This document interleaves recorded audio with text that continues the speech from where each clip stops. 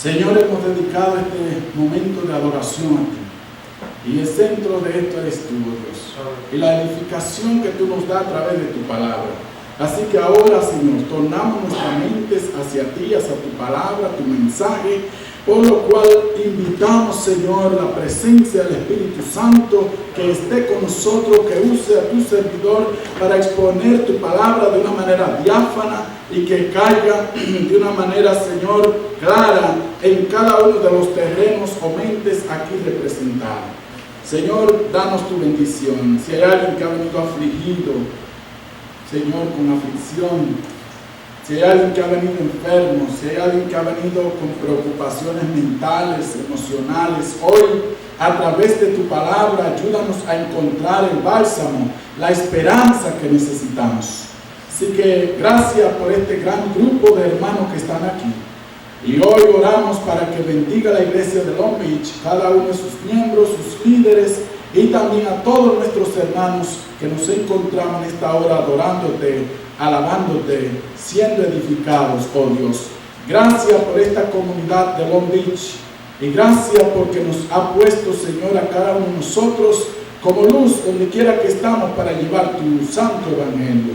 Bendícenos y gracias por estar con nosotros y recibir este culto de adoración como una ofrenda de olor grato para nuestro Dios. Oramos y lo agradecemos en el nombre de Jesús. Amén. Amén. Bien, nosotros tenemos hoy un tema muy interesante, la obediencia en el pueblo de Dios. Y como ya sabemos, nuestra lectura bíblica la encontramos en el libro de Reyes, capítulo Primera de Reyes o primero. Saben que se debe decir el primer libro de Reyes, pero como nosotros estamos acostumbrados a mencionar las cartas del apóstol Pablo, que son femeninas, entonces siempre decimos Primera de Reyes. Pero debe decir Primero de Reyes, el primer libro. Entonces vamos a ir al capítulo 2, versículo 2 hasta el 5.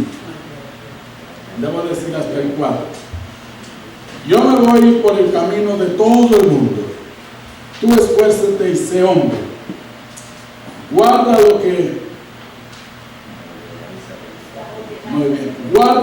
lo que Jehová tu Dios te ha encomendado,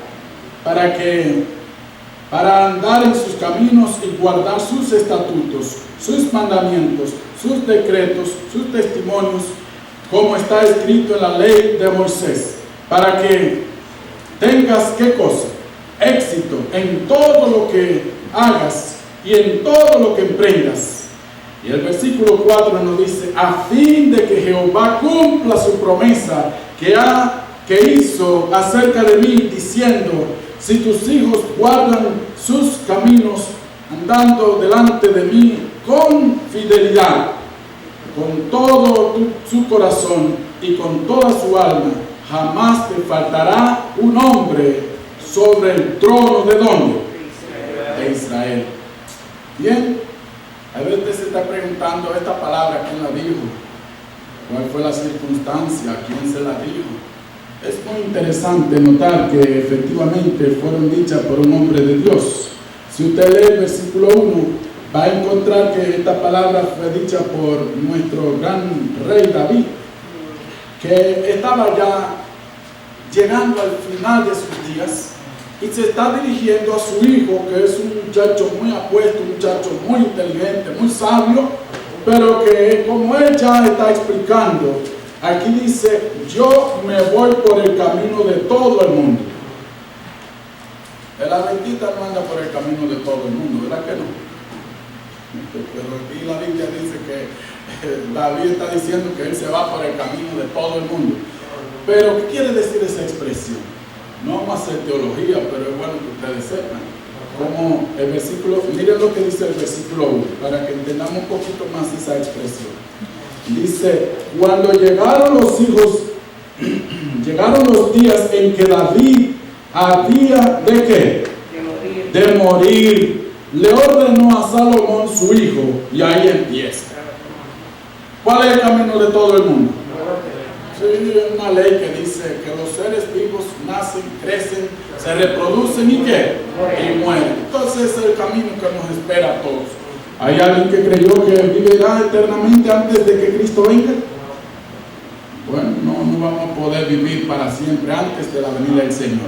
Así que preparémonos y oremos para que ese día entonces nos encuentre listos y preparados en lo que es el plan de Dios. Pero lo que nos ocupa en esta mañana, solamente quise decirle lo que quiere decir el camino de todo el mundo. Así que se refiere a la muerte. Tú entonces esfuérzate y sé hombre. Otra expresión interesante.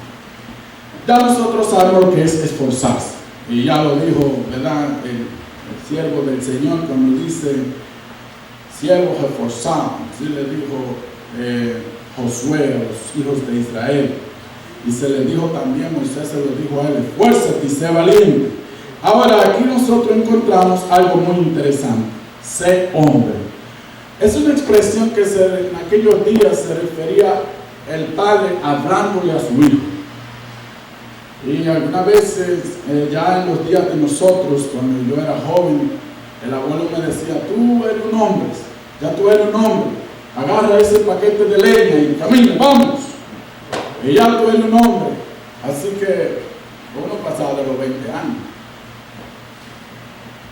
Entonces, pero algunos le dicen, ya tú eres un hombre cuando tiene 12 o 10 años también.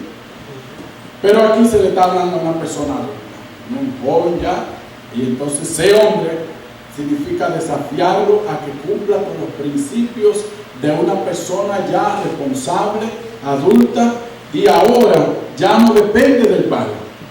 Él le está dando la libertad. Ahora, como él es una persona adulta, él le está diciendo dos cosas. Número uno, esfuérzate en hacer como tú sabes que es lo moralmente correcto. Y como yo te enseñé, esfuérzate en eso. Pero ahora dice, sé hombre, quiere decir, cumple tu responsabilidad de adulto. Ya no necesitas depender más de tu padre. Ahora ya tú eres independiente. Así que ahora le va a decir, eso es lo primero, ya lo despegó de la familia ni de la condición de obedecer y estar debajo del mandato del Padre. Ahora le dice, guarda lo que Jehová tu Dios te ha encomendado. Quiere decir que nosotros como hijos de Dios, vemos en estas instrucciones que David le está dando a Salomón, una instrucción también para nuestra vida. Pero la instrucción que aquí le está dando es que guarde lo que Dios le ha encomendado. ¿Y qué es lo que Dios le ha encomendado? Número uno, que camine en el camino de Dios, es decir, haciendo como Dios quiere, la voluntad del Señor. Número dos, guardar sus estatutos. ¿Cuáles eran los estatutos?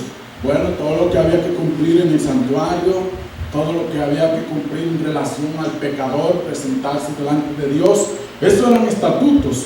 Ahora, sus decretos, sus testimonios, y aquí presenta como está escrito en la ley de Moisés. La ley de Moisés tiene dos implicaciones. Una es todos los 5 libros y la otra efectivamente que nosotros entendemos que son las leyes de función de la sociedad.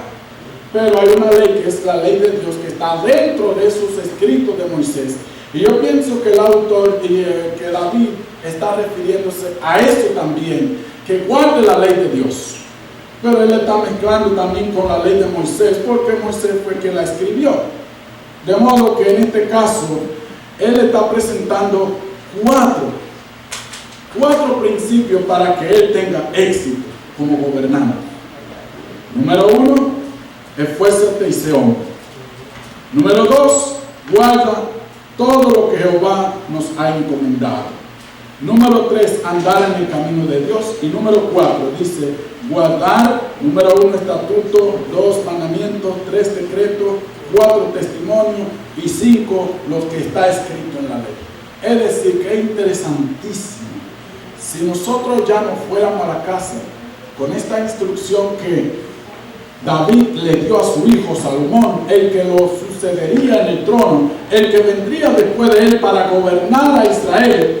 Y miren que está en el principio del libro de los Reyes.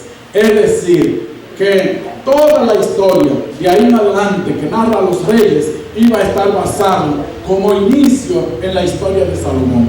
Pero nosotros vemos que estos 5 principios que encontramos en la palabra de Dios son también la clave para que tú y yo, como parte del pueblo de Dios, seamos exitosos hoy día.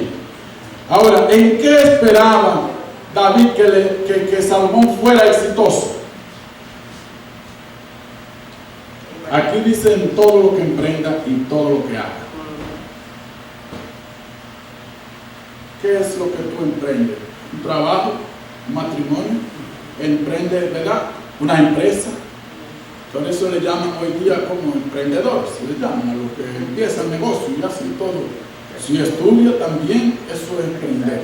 Ahora, en todo lo que hagas, quiere decir que tú también vas a hacer, dentro de lo que emprendes, tú vas a hacer cosas. Y hoy nosotros tal vez hacemos actividades y vamos o hacemos, y todo lo que nosotros queremos hacer, queremos que nos vaya bien, ¿sí o no? En lo que nosotros emprendemos, ¿queremos tener éxito, sí o no? Sí. Y aquí estamos con una nueva oportunidad como iglesia. Pero así como estaba el rey David, ya al final de sus días, también puede ser que algunos de nosotros estén pensando, oye, ya yo estoy llegando a la postrimería de mi vida. ¿Y cuál es el consejo que tú puedes dar?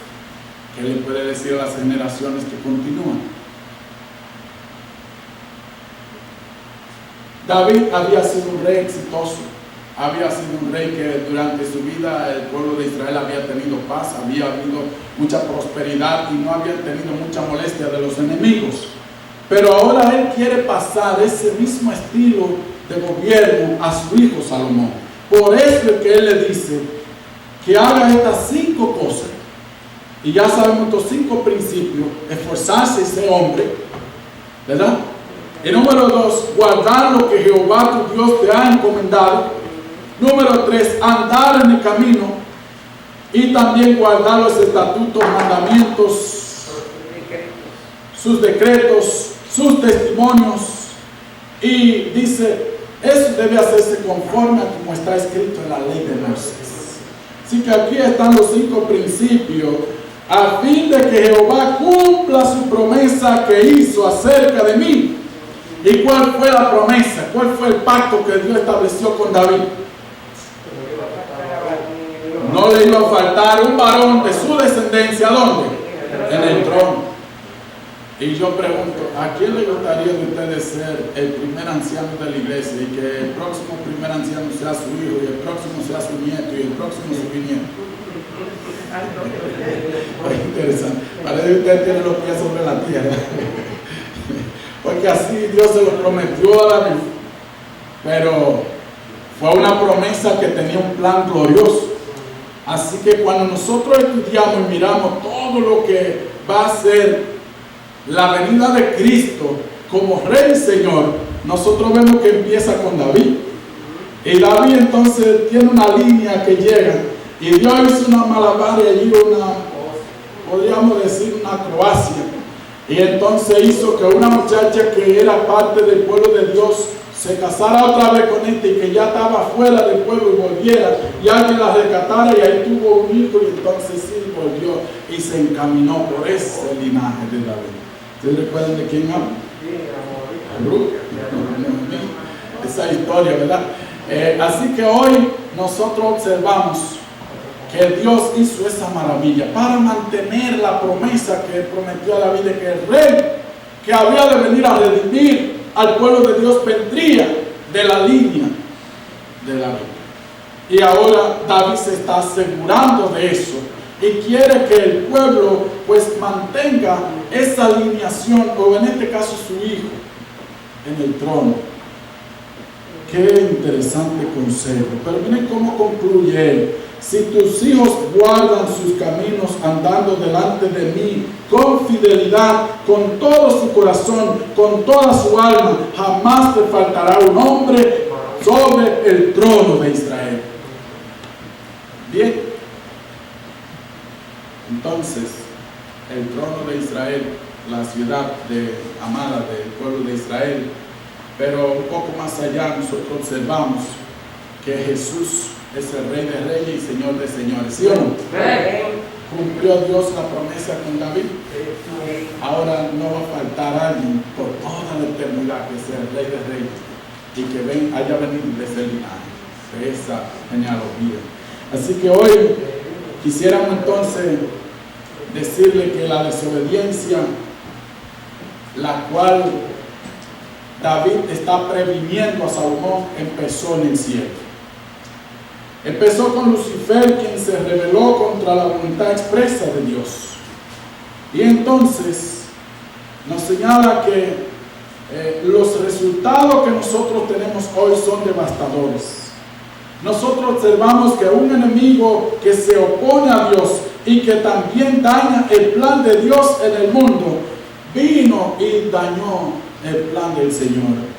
¿Te sientes parte del pueblo de Dios? ¿Te sientes parte del pueblo de Dios, sí o no? Como todavía no lo oigo convencido. Mi pregunta nuevamente es: ¿te sientes parte del pueblo de Dios?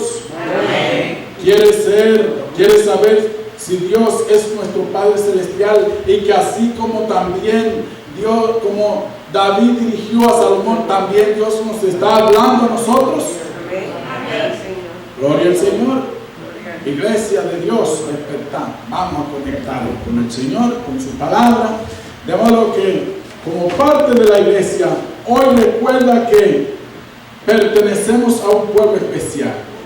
Es que tenemos un compromiso de obediencia con Dios, de modo que Dios tiene un pueblo especial y escogido por Él para mostrar las virtudes de aquel que nos llamó de las tinieblas a su luz admirable. ¿Te sientes parte de la luz admirable de Dios? ¿Te sientes orgulloso de eso? Si estás confundido, hoy es el día de aclarar tu mente. Porque te invita la palabra: sé, número 1, esfuérzate, y número 2, sé hombre. ¿Qué quiere decir hombre? Si tú estás delante de Dios, ya Dios no te considera como dijo el predicador Nehemías: yo soy un niño. Sí, pero yo voy a poner mi palabra en ti. Ahora tú tienes que decidir.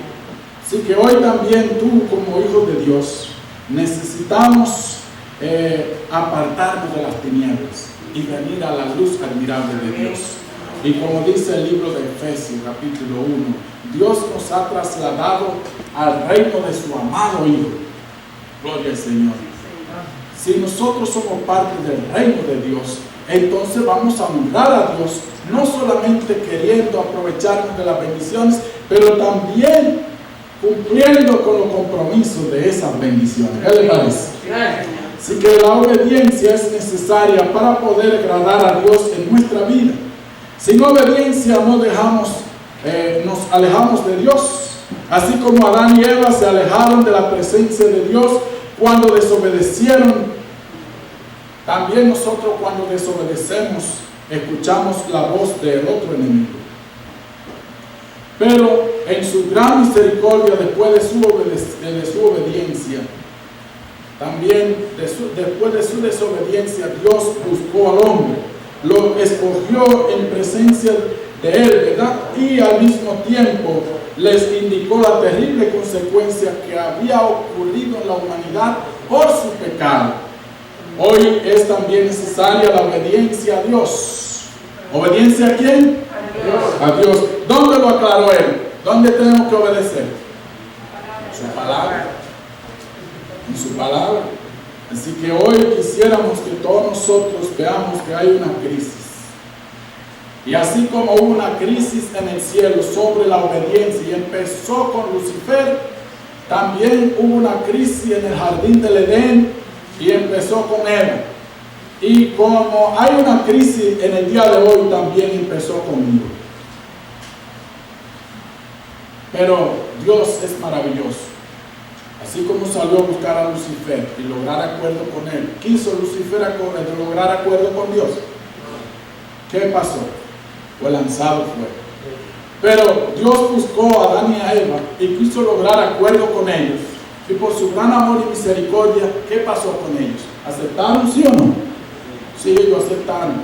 Entonces Dios los permitió que vivieran, pero tienen que cumplir con esta obligación y después que cumplan con esto, entonces van a morir y esperar que lo que yo le ordené que se multipliquen, efectivamente se van a multiplicar porque ya Dios lo hizo. Van a tener que esperar un tiempo hasta que todo eso se organice y ahora sí van a resucitar y vamos a volver a vivir en el jardín del Edén como Dios quiere. Amén. Así que hoy nosotros estamos en esta transición. Estamos esperando. ¿Quieres tú vivir con Jesús en el cielo?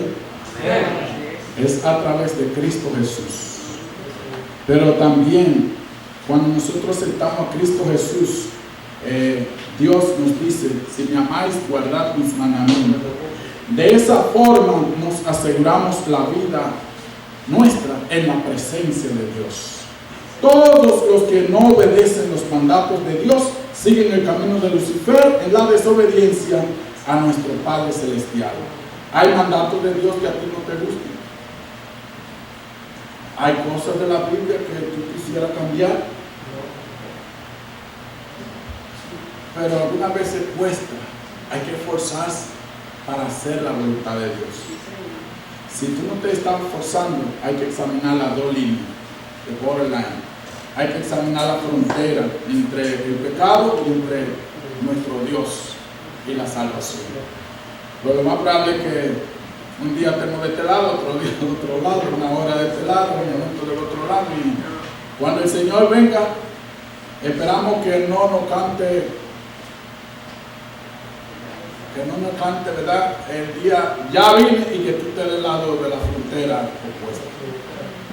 Así que hay que mantenerse siempre en la línea del lado de Dios, porque no sabemos cuándo vamos, ¿verdad? Así que hoy, entonces quiero examinar 3 puntos importantes en este tema. Número 1, la obediencia en el Antiguo Testamento. Número 2, la obediencia en el Nuevo Testamento. Y número 3, la obediencia de nuestro tiempo y la obediencia a Cristo. Así que quisiéramos mirar estos 3 puntos. Y para empezar, entonces, vamos a completar con esto. ¿Qué es la obediencia?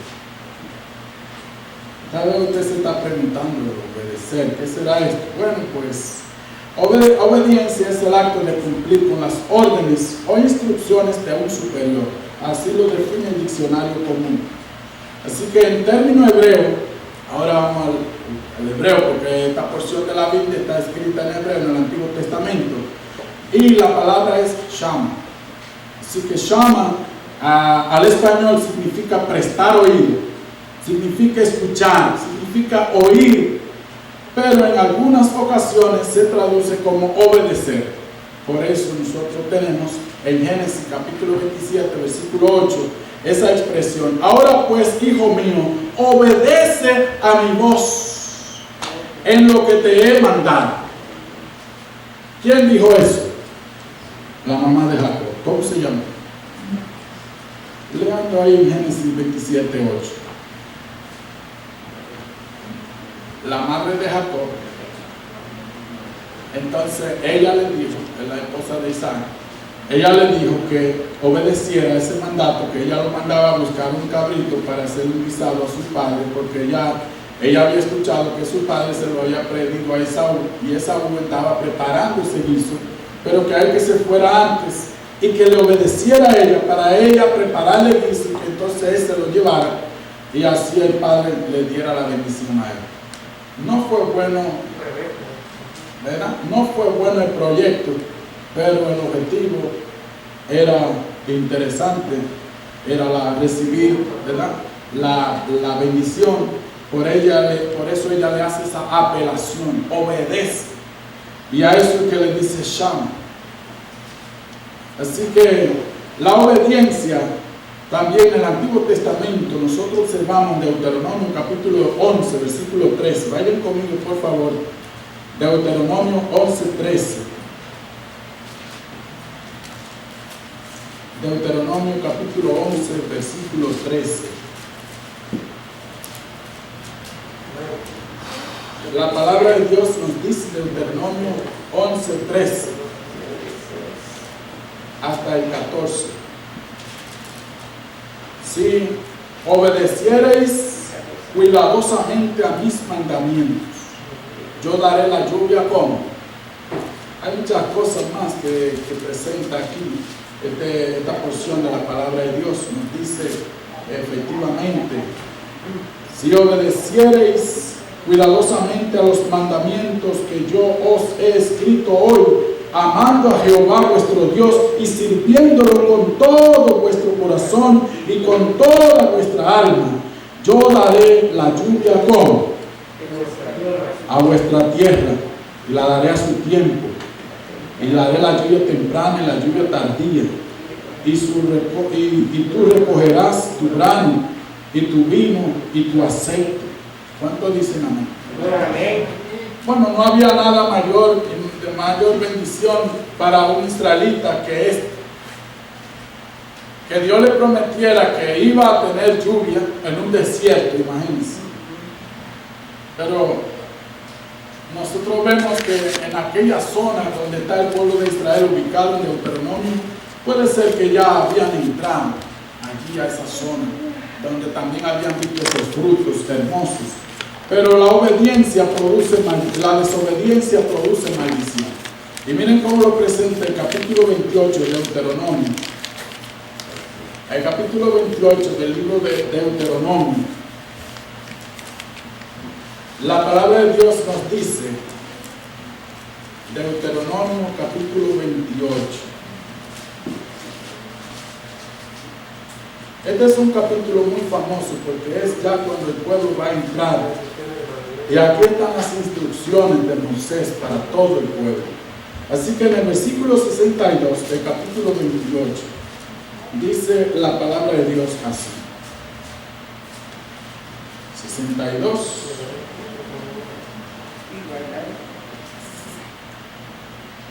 Bien, aquí nos dice el versículo 62: y quedaréis pocos en número, en lugar de haber sido como las estrellas del cielo multitud, por cuanto no obedecisteis a la voz de Jehová tu Dios. Así que Dios le ha prometido a Abraham que iba a tener un pueblo numeroso como las estrellas del cielo. Pero si no obedecen, Dios cumpliría eso, pero ellos iban a ser destruidos. Así que Dios es fiel. Dios es maravilloso, y para no dejar en el suelo su palabra cumple, pero si el pueblo no está obedeciendo, ¿qué hay que hacer con él? Lo destruye. Así que también un ejemplo de este término llamado obediencia está en 1 Samuel 15, 22. Es un ejemplo muy clásico de lo que nosotros conocemos. 1 Samuel 15, 22. Y la pregunta que le hace Samuel, ¿verdad?, al rey David: ¿se complace Jehová tanto en los holocaustos y víctimas como en que se obedezca a las palabras de Jehová? Oigan eso. Es decir, usted puede ir a los grupos pequeños, usted puede ser un misionero que trae mucha alma a los pies de Cristo, usted puede ser una persona líder de la iglesia que se esfuerce por cuidar la grey de Dios, y usted ora mucho, todo, pero entonces cuando viene la obediencia, ¿qué pasa? Entonces, todos esos sacrificios sin obediencia, ¿qué pasa? No hay bendición. Se complace tanto Jehová en los holocaustos y víctimas como en que se obedezca a la palabra de Jehová.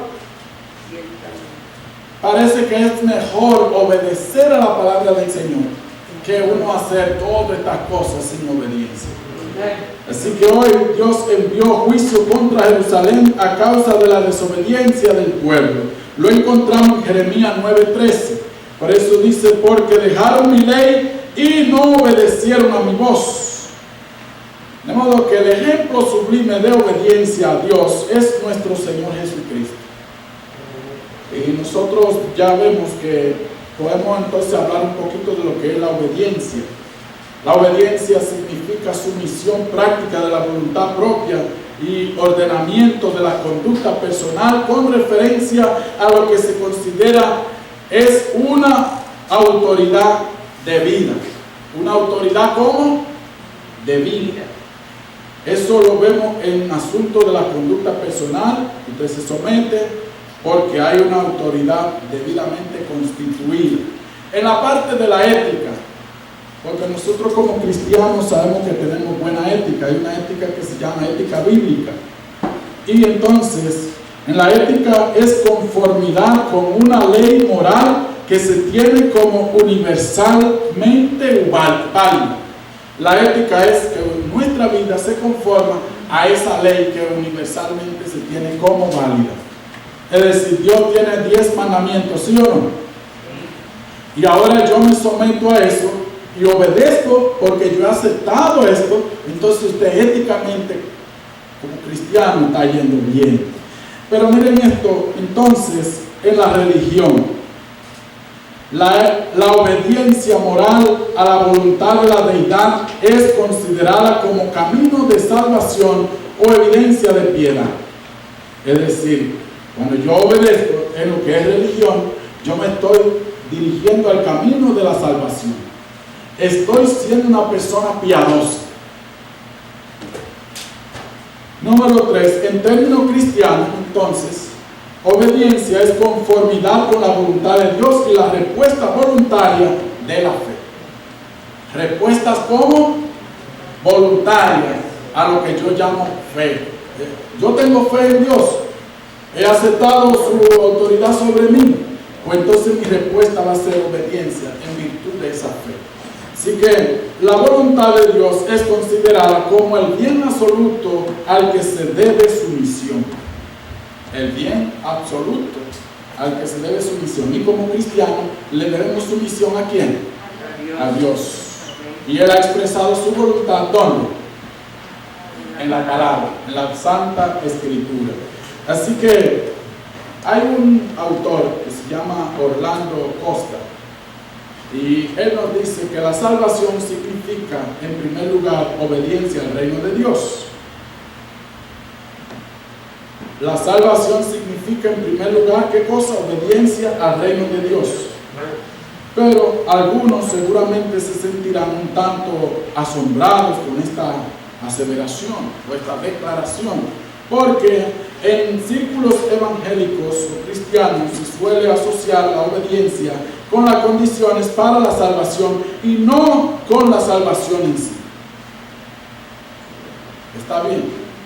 Es decir, que usted obedezca no significa que está salvo, porque si no, Dios no hubiera tenido que enviar a Jesucristo, porque de tal manera amó Dios ¿a quién? Para que envió a su Hijo unigénito, y yo voy a añadir, para que muriera en la cruz, y ahora todo el que cree en Jesús no se pierda, más tenga vida eterna. Así que hoy, mis queridos, nosotros observamos que una traducción más de Romanos 1:5 se pudiera tal vez decir para que la obediencia a la fe. Pero tal vez hablando de eso, el apóstol Pablo, lo más importante aún que la construcción gramatical es el trasfondo del Nuevo Testamento, del concepto obediencia. De modo que la manera como el apóstol Pablo lo usa en Romanos 1:5, obediencia al reino de Dios es pues fruto de la gracia reveladora en Cristo Jesús. Así que si Cristo habita en mí, los resultados van a ser obediencia, sumisión.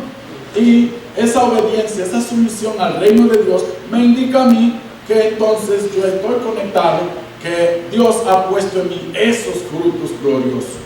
Así que hablando sobre la obediencia es esencial, y por eso nosotros hemos visto algunos ejemplos tanto en el Antiguo Testamento. Ahora me gustaría presentarle algunas que presenta el Nuevo Testamento. Nosotros vemos que ha habido resultados maravillosos por la obediencia, pero también en el Nuevo Testamento nosotros ya sabemos que la obediencia, número 1, empieza con Jesús. Vemos la obediencia de Jesús, y Él dice, no he hecho nada de mí mismo, sino todo lo que he hecho ha venido ¿de quién? Del Padre. Y también los apóstoles. Jesús les dio mandamiento a los apóstoles. Número 1, quédense en Jerusalén hasta que sean llenos del Espíritu de Dios. Y efectivamente, debo decirle que hay un autor que tal vez ustedes lo conocen, Fromm, que escribió así La venida del Consolador, y él dice que nosotros lograremos mucho más en una hora, después que hayamos sido ungidos del Espíritu Santo, que en toda una semana. Es decir, que usted trabaje usted solo toda una semana, pero espérese al Señor y espere la unción del Espíritu de Dios en su vida, y lo que no logró en una semana lo va a lograr en una hora. Tremendo eso, ¿verdad? Así que vamos a obedecer a Cristo Jesús como apóstoles y misioneros de Él. Los primeros cristianos también obedecieron. La iglesia primitiva, los cristianos del primer siglo, todos ellos obedecieron. Y los cristianos de nuestro tiempo y la obediencia a Cristo Jesús. Podemos mirar la familia, que también tiene una constelación de personas allí. Los padres, los esposos y esposas, ¿verdad? Y también los hijos. Ahora vienen los miembros de la iglesia. Los hijos se someten a la autoridad en el hogar del padre y la madre. Y los padres nos sometemos a la autoridad de la palabra de Dios, nuestro Dios.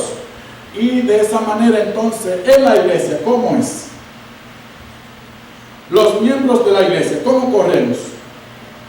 No muy diferente de la de los padres. Nosotros como miembros de la iglesia nos sometemos a la voluntad de Dios. Y también tenemos la palabra de Dios que nos rige. Y después de eso hay un manual de la iglesia y hay una consejera de nosotros que se llama el Espíritu de Profecía, Elena G. de White.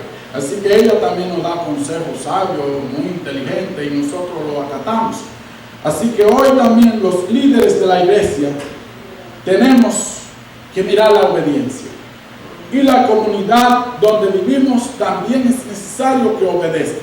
Y miren ustedes los resultados del coronavirus. Si nosotros todos nos amarramos a este gran bozal en la boca, ¿cómo se llama? La mascarilla. ¿Qué hace el virus? No entra. ¿Y por qué lo han controlado aquí en Nueva York?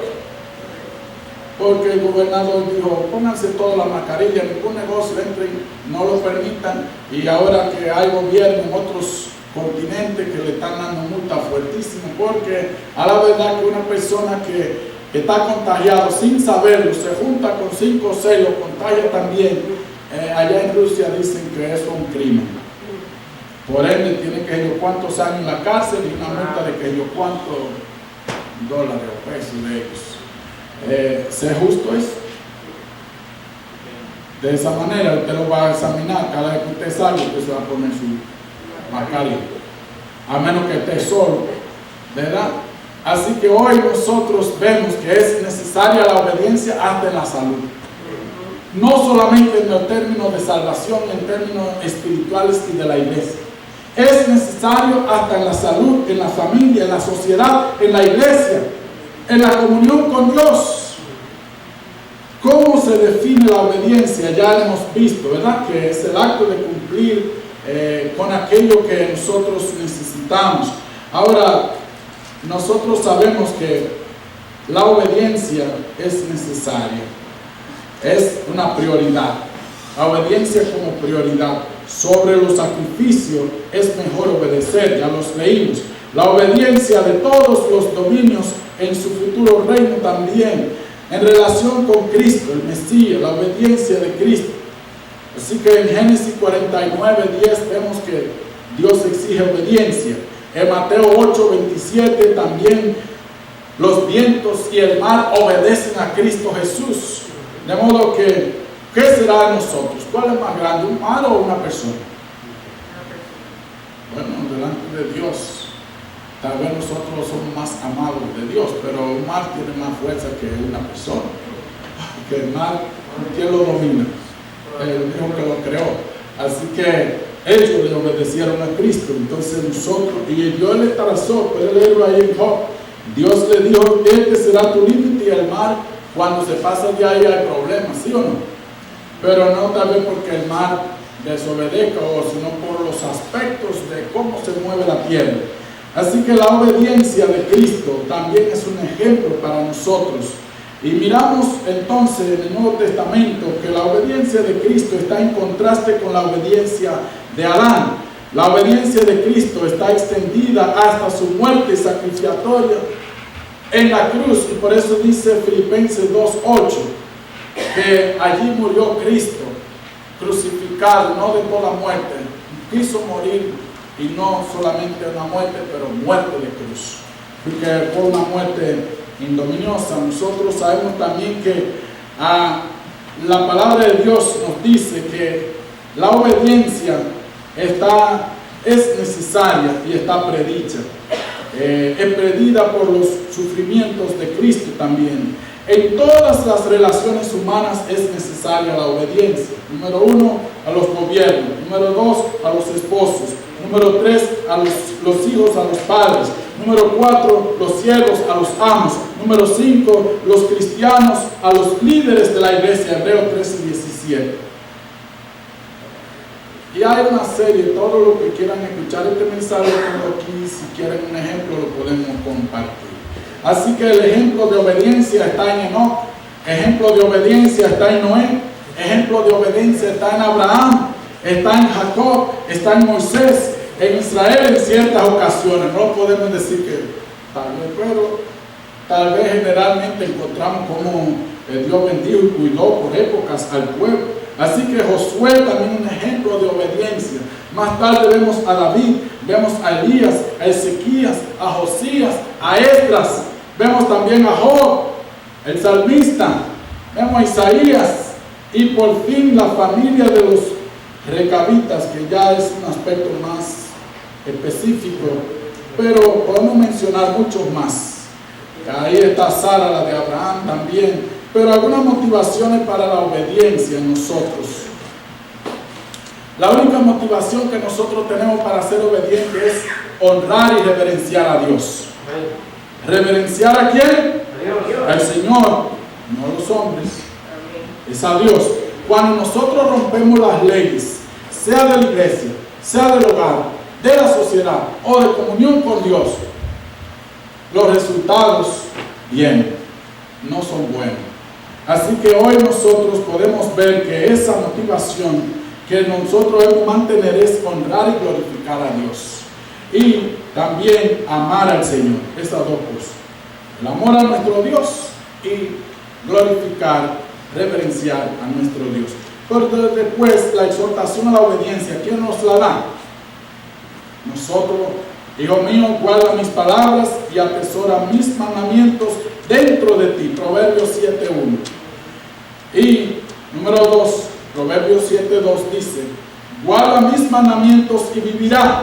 Guarda mis enseñanzas como a la niña de tus ojos. ¿Cómo le parece?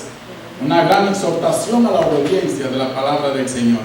Así que los resultados de la obediencia, podemos ver que Abraham fue de bendición porque llegó a ser un hombre rico y padre de mucha multitud. Y número 3 vemos a Israel.